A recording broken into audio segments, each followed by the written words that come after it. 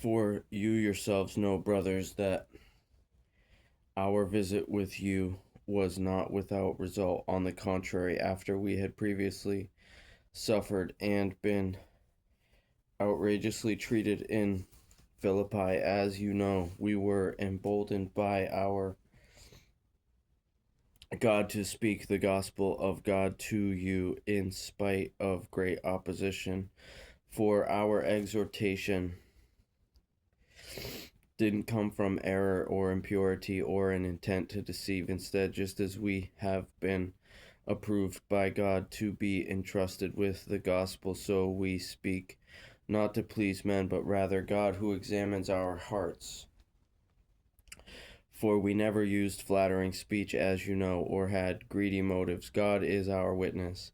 And we didn't seek glory from people, either from you or from others, although we could have been a burden as Messiah's apostles. Instead,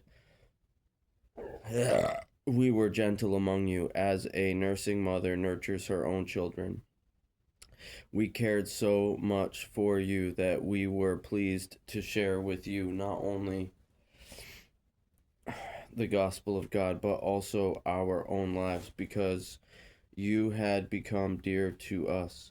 For you remember our labor and hardship, brothers, working night and day, so that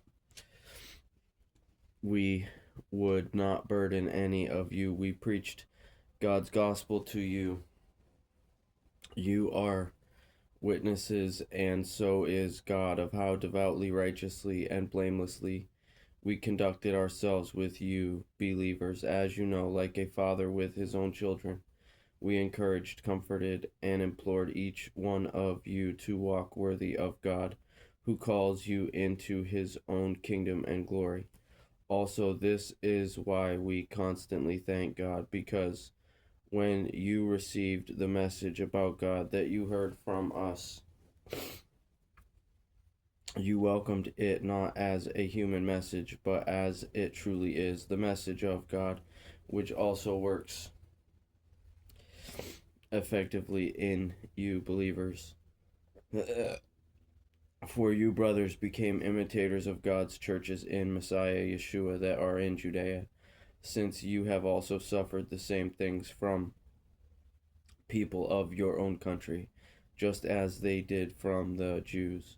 They killed both the Lord Yeshua and the prophets, and persecuted us. They displeased God and are hostile to everyone, hindering us from speaking to the Gentiles so that they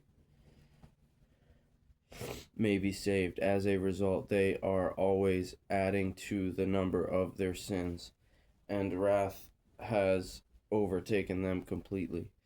But as for us, brothers, after we were forced to leave you for a short time in person, not in heart, we greatly desired and made every effort to return and see you face to face.